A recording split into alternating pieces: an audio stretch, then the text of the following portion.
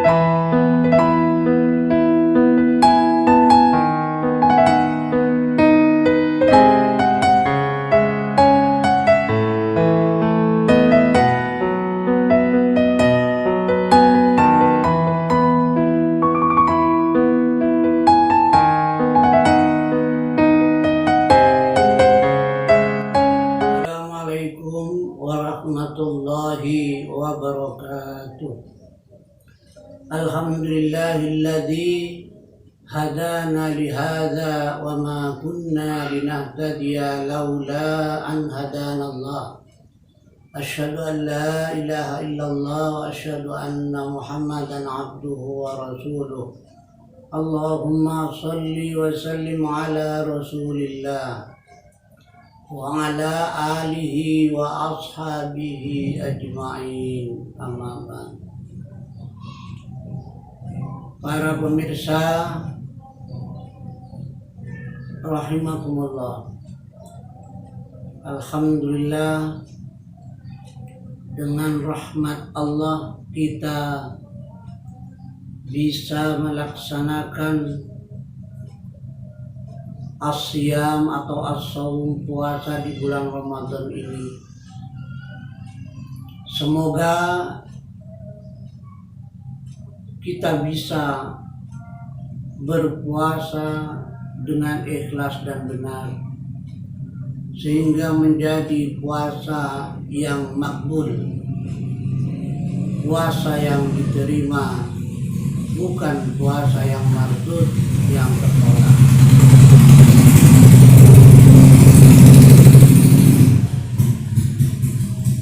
Sebagaimana ibadah yang lain, maka ibadah puasa ini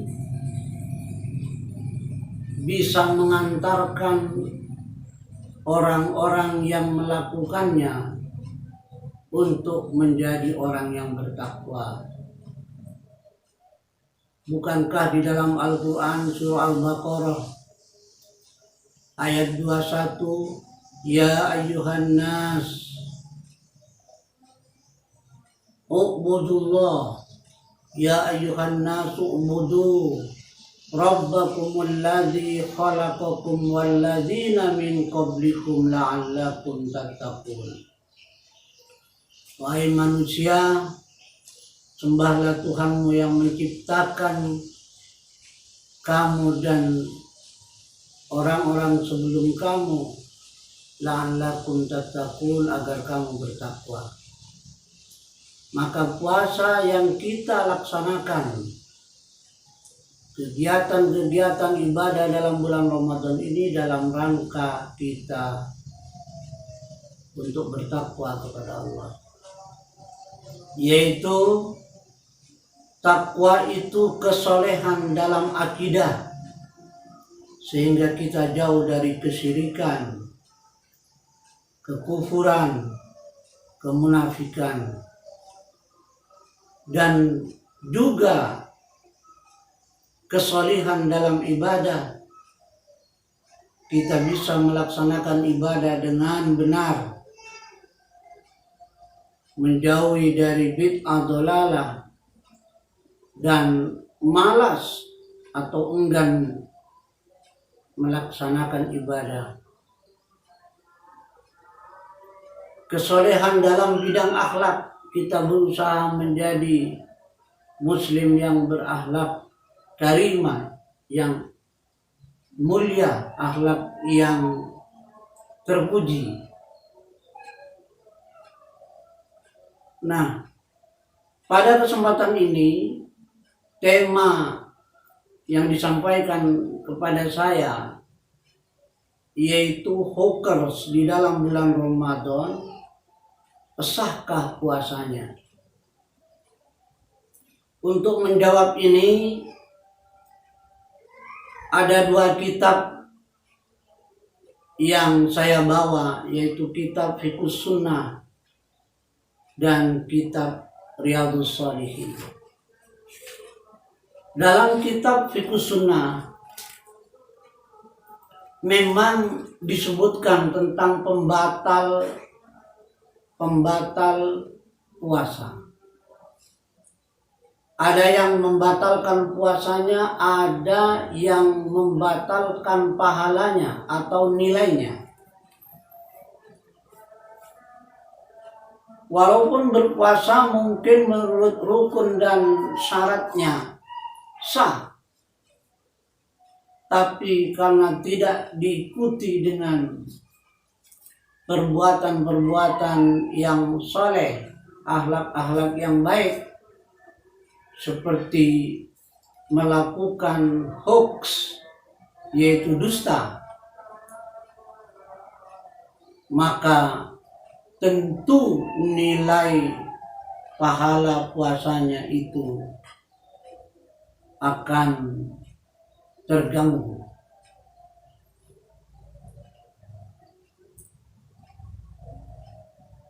Jamaah pemirsa rahimakumullah, memang di dalam hadis ini kalau tidak dipahami dengan baik, maka orang itu akan putus asa berpuasa,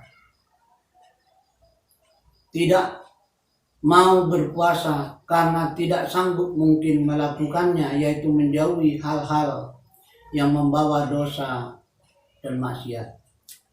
Seperti hadis yang diriwayatkan oleh Ibnu Majah, rubba shaimin, berapa banyak orang yang berpuasa, laisa lahu min siyamihi, tidak mendapat apa-apa dari puasanya, illal ju', kecuali hanya mendapatkan lapar saja.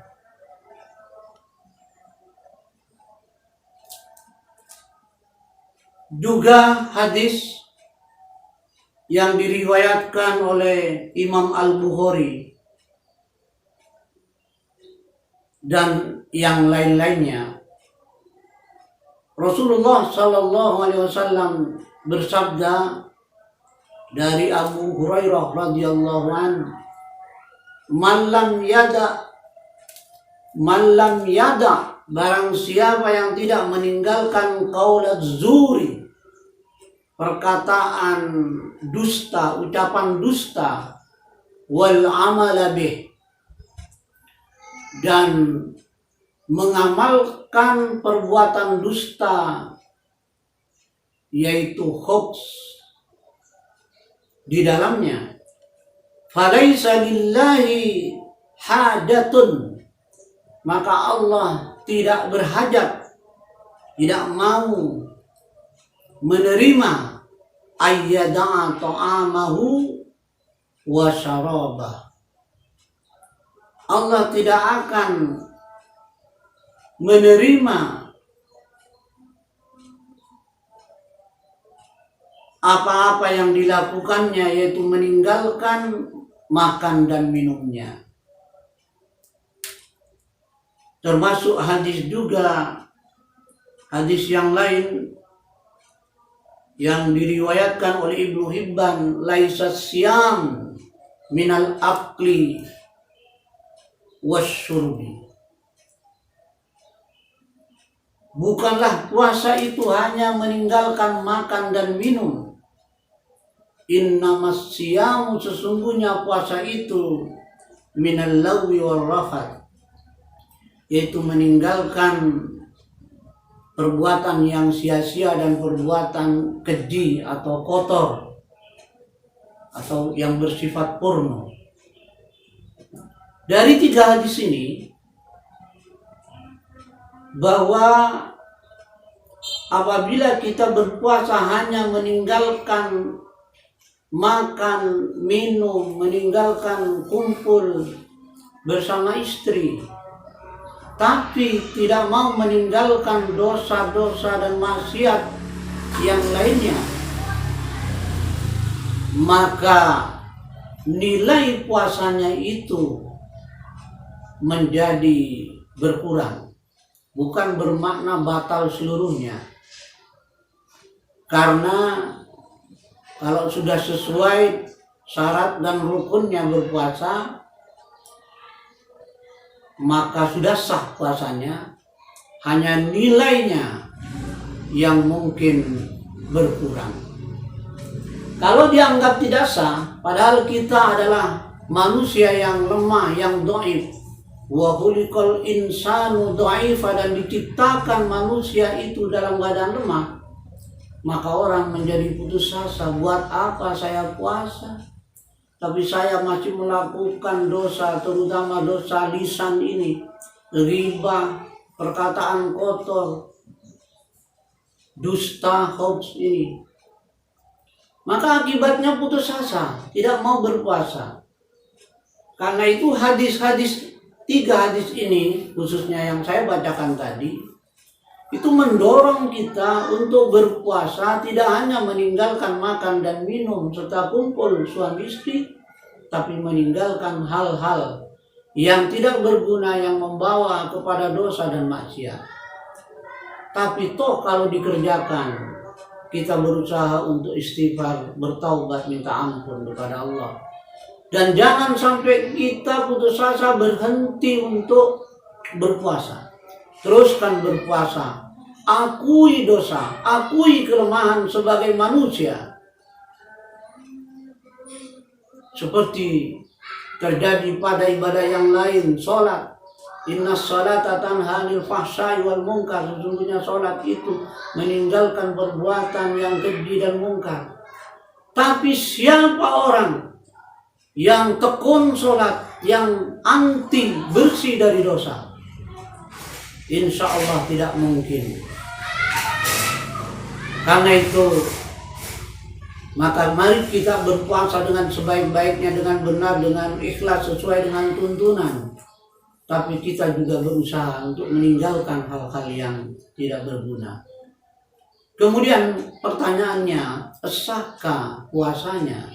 Bagi orang para huker yang melakukan dosa, dan dosa ini sungguh sangat berbahaya bagi diri sendiri, keluarga, lebih-lebih yang bersifat nasional, apalagi huker dalam bidang akidah, sungguh bisa sangat berbahaya.